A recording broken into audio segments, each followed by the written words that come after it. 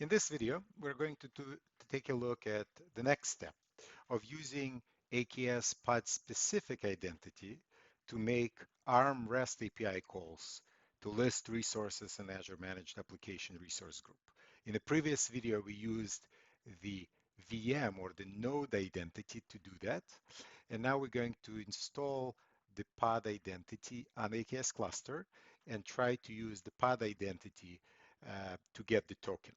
And the reason we're looking at it is sometimes the application may need to integrate with pod identity to use things like Velar backup or others. So we're going to take a look at what needs to be done. So let's do a quick recap of what we had.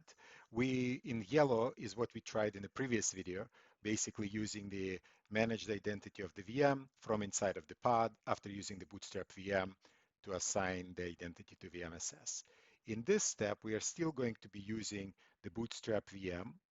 So we're going to install Helm on the Bootstrap VM, and there we are going to install pod identity on the AKS cluster using the Bootstrap VM. Then we are going to, inside of the pod, use pod identity. And we're going to assign it to a managed identity that we have in a managed resource group. We're going to use the pod identity to do, so we're going to use the pod identity to make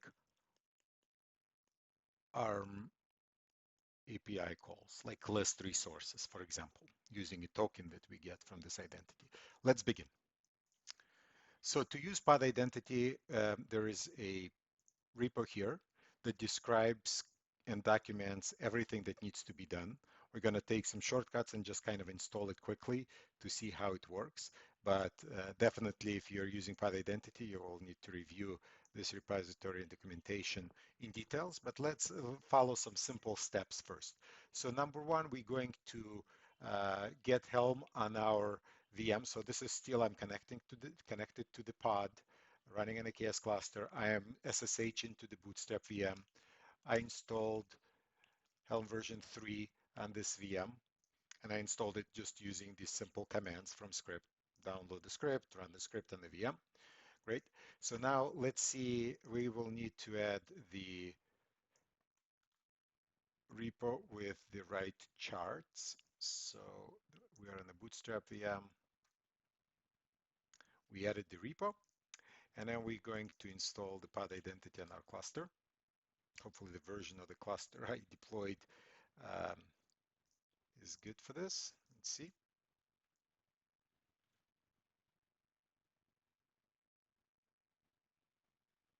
So it looks like the deployment succeeded, and the deployment is there now. So we can see if there is any kubectl, get Azure identity resource, all namespaces, none. Get Azure identity binding resource, none. And let's just see the pods,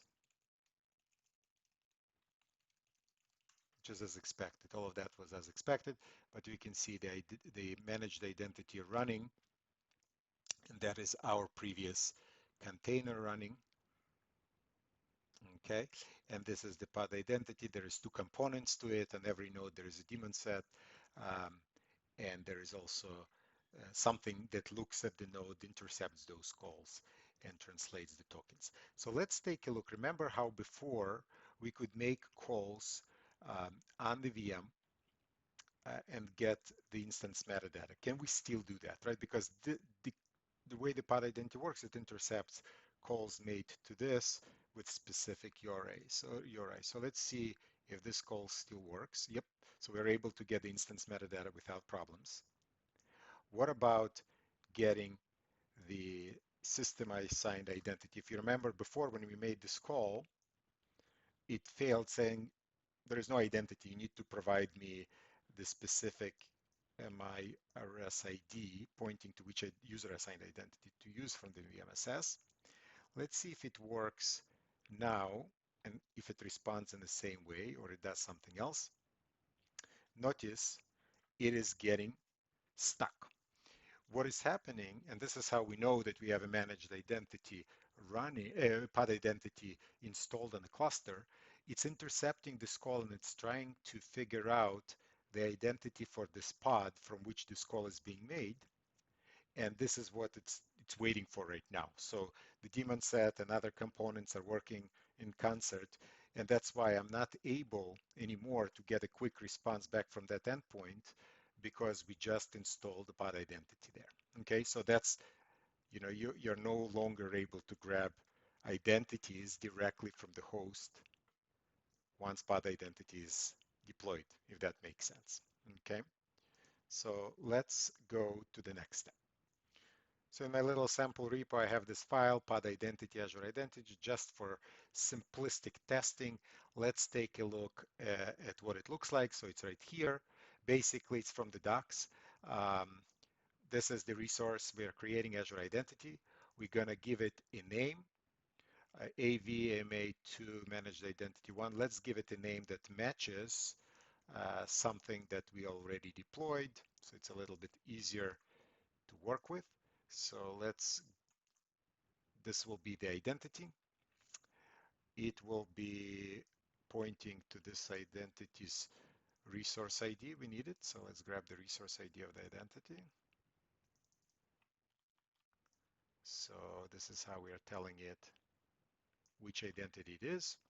It also needs the client ID and type 0 to specify that service principal type of identity. Let's see the client ID. Okay. So that's the identity we're defining for pods. Then we need a binding that binds this identity to pods. Let's give it a name like this. And then how will it know which identity? Well, this one that we just created. And to which pods? We're going to designate the pods here with um, AV pod identity, right? The pods that will have this selector. What does that mean, this selector? If you look in the documentation, there is in documentation that explains the way it finds the pods. We will need to specify a label with identity name in that label. And that identity name will need to match what we specify here. Okay? So I just gave it a name like this. Any pod that has this selector will then be bound to this identity, and this is the Azure identity that represents. Let's deploy this from our Bootstrap VM.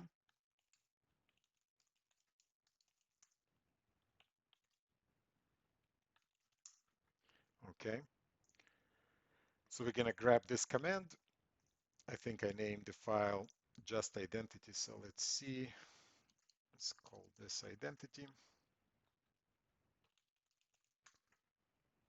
Okay, so it created these two things in the cluster, and let's then do a quick describe command and look at the identity. So let's list, it doesn't have that identity because I think we called it AVMA3.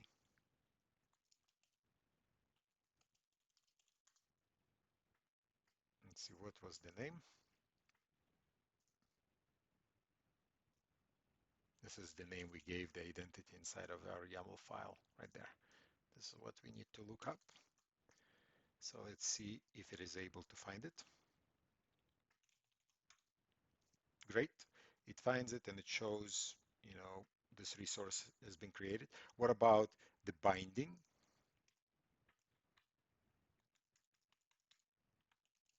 So let's do a get first to see that's the name.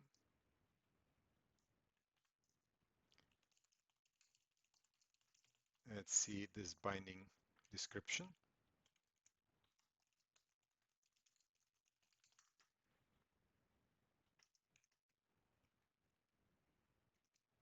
Describe. Okay, so there is our identity. And let's go back to our pod and you see our previous request fail, and you can tell that it was trying to use a managed identity um, because it tried 16 times with a retry of 5 seconds and it was pod identity. So let's kill this pod, okay? And let's start this pod, but let's add a label to it so that way it is one of those AV pod identity ones that we can assign this identity to, have the pod identity assigned to it. Let's see what happens. So we will try to run our Alpine pod, but we'll add the label here, AD pod ID binding equals AV pod identity. Again, where do I get this from? This one is coming from the documentation. That's how pod identity works. We need to assign labels to pods. And then in our binding, we said assign this identity if you find this label. So let's see if we can run this from our bootstrapping VM.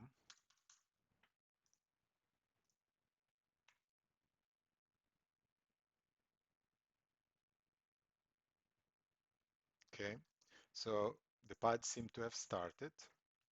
kubectl get pods.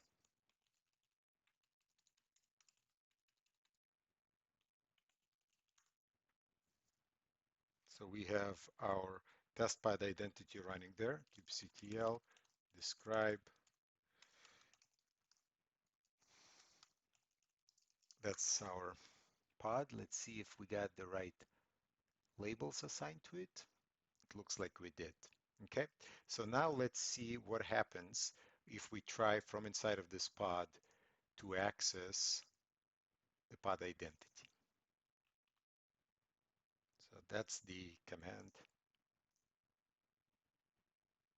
Oh, we don't have curl. Sorry about that. We need to quickly add curl to top of this Alpine image because it's just not a custom image. Okay, let's now see how perfect is our response. And right there, we are now getting, we did not have to specify over here at the end of this anything about uh, managed identity ID.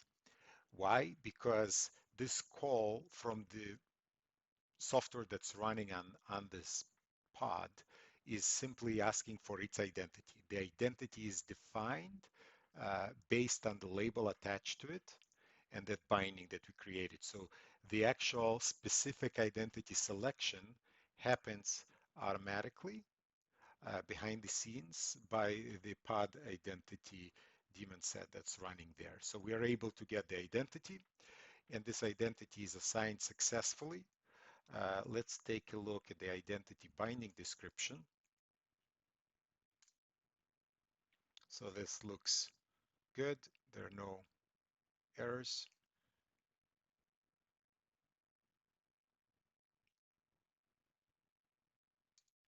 And the identity itself is described also without errors.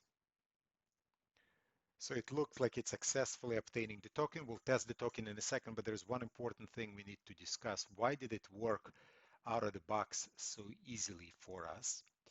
If you take a look at this document here about installing pod identity, it will explain specific role assignments that needed to be done. The reason it worked so nicely out of the box is because these role assignments were performed at deployment time in our original video. So what happened, what we did in our template is we assigned the relevant permissions to um, the relevant roles to the things that we needed. We assigned the managed identity operator role to the identity we just used. And we also added a virtual machine contributor role to the VM scale set to be able to modify the VM scale set. So we did these role assignments. Let's recap where we did it. In our template, when we deployed it, if you remember in the first video, we saw this section right here, okay? This section and the continuation right here are the two role assignments that we did out of the box. And because those assignments were made, they were made to the identity of the AKS cluster, okay? That AKS cluster's identity is given permissions to do these things. If we did not do it at assignment time, these things would fail, and we would not get a successful usage of the identity. So the idea being, we may, it looks like it worked without any assignments, but don't forget we did those assignments at deployment time to avoid doing them right now. And that is why it is successful, and we are not seeing errors when we're doing the describe of the identity binding over here. That's how we would be able to see some of the errors and troubleshoot it. So let's see if this token actually works now. So just rewrote this command to say access token, put it in environment variable from inside the pod. I'm in the pod. Got the access token inside of the environment variable. And let's make a call with that to the management Azure subscription resource group and see the resources inside of that resource group. Let's see if this call works. And we can see it returned a ton of stuff. Let's just feed it through JQ. And we can see we are able to make calls. This is a get call, but we could make other calls too, because the permissions given to this identity, that's actually the identity we're using, are such that it would allow us to make other operations on this resource group. Let's also look if we can see the resources in the other resource group. If you remember, that one was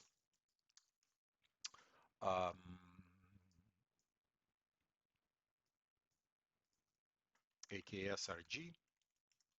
That's where the nodes are. We also assign permissions to the identity for that resource group. And as you can see, we see load balancer, network security groups. So that identity from inside, without using publisher permissions, the cluster can see its own components. So Valora could potentially use this identity. That's what we were able to accomplish by attaching this pod identity. So to wrap up this video, I wanted to show how to debug a problem that can happen, right? It looked like it was too easy with the identity working out of the box without specific permissions assigned. So let me show you an example of how we can break it. So I created another managed identity inside of the managed resource group. So we can see it right here. That's the one we used before. This is the new one I created. And for this one, it's brand new one. I just created it. Let's see if we can use this instead, right?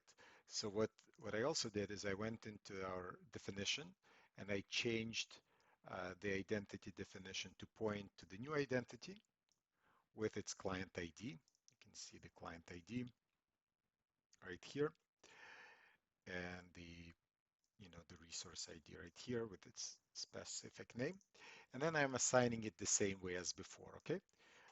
What I did is I applied this already, and I started a container as before, restarted it with the identity right here, and I'm trying to get a pod identity, and I'm getting this timeout. So why is this happening? Let's describe the Azure identity binding and see what is going on, okay? This is the example of the type of error you should be able to debug. So describing your binding and then seeing what's happening there. It's tried a few times already. And what it's saying is that it could not apply the binding to this node for this pod in this VMSS, in this resource group. Why? It says operation status 403, something linked authorization failed. So what is this client? This client is the MSI of the AKS cluster. We'll look what it is. So that's the AKS cluster. Has permission to perform virtual machine scale set write operations because we gave it the virtual machine contributor in this scope. However, it does not have permission to perform user identity assign action on a linked scope for identity 2. So it's failing because it is not allowed to use this identity, right? And if we remember looking in the docs, I was mentioning, the docs right here, it says it needs to have this managed identity operator permission, and it doesn't. And what is it? Just again to make it clear, what it is if we go to here and we look at the identities here, it's this agent pool identity. Let's double check. E293, E293. So this identity right here, okay, let's look at that identity assigned role, is not allowed to see the managed identity operator in our template is assigning it to this RG, but the identity I created is outside of this resource group. It's in the MRG resource group. So to be able to fix this problem, this error that we are getting, we need to assign additional permission to it. And if you remember from previous videos, the assignment of the permission is not exactly like it described here because we are in a cross-tenant scenario. We cannot just run this command. So let's run a command to assign the managed identity permission to that identity at the higher scope using the same approach we used before, basically using this managed operator identity. Okay, so I will pause the video, type it up, and we'll look how we can. So I think I might have gotten it right, but let's double check. So this role definition, let's do a quick search, see what that corresponds to.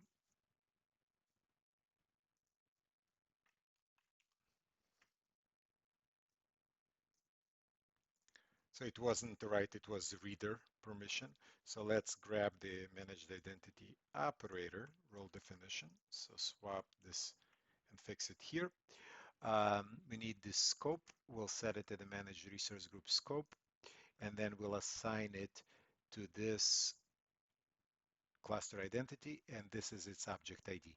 Let's see if we run this command from the publisher side, what happens. Little typo in that command, was running it in the wrong resource group. This parameter needed to be changed. So let's see what. So the command finished right here. Let's see in the portal, we go under the resource group and the one that we were trying to adjust. We're giving it managed identity operator permissions here. So let's see if there is a chance this will work. So making another request. I'm going to see if this error clears.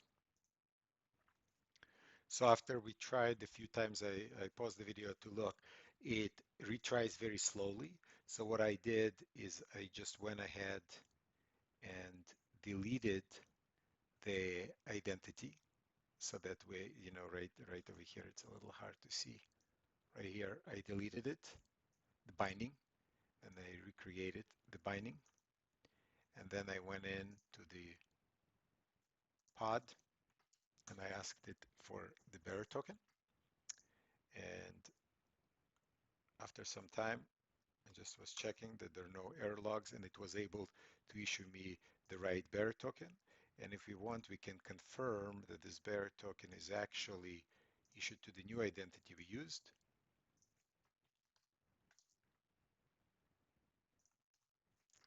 We can see right here, it's issued to identity 2.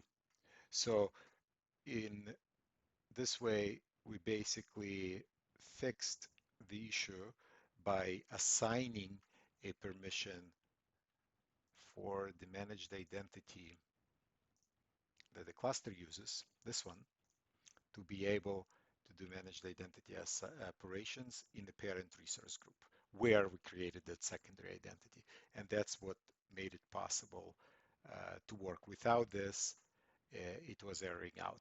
So in this way, we conclude the looking at pod identity, using pod identity instead of node identity, and this complex mesh of identities and resource groups, because really this was the installations here are talking about regular AKS cluster. Ours is inside of a managed app, and that's what makes it um, a little bit more tricky to do. Thank you for watching.